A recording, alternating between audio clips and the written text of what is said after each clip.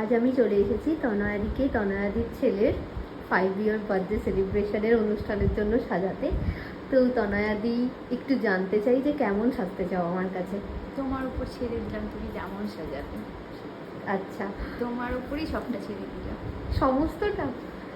আচ্ছা ঠিক আছে, তাহলে দেখা যাক কেমন হয়। তো আমাকে তো তনয়াদি সেরকম কিছু বলেনি, শুধু আই মেকআপের একটা ভিডিও ফটো পাঠিয়েছিল আর হেয়ার স্টাইলটা ওপেন করারই ইচ্ছা ছিল।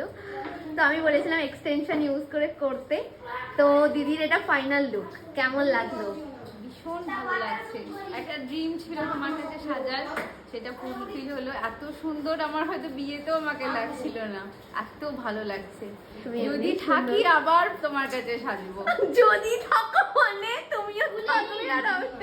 ছেলের বিয়েতে হ্যাঁ, ছেলের বিয়েতে আমরা লাঠি হাতে আসবো তোমাকে সাজাতে। Thank you so much. তোমাকেও থ্যাংক ইউ আমাকে ট্রাস্ট করার জন্য, আর একদম মানে পুরো নায়িকা।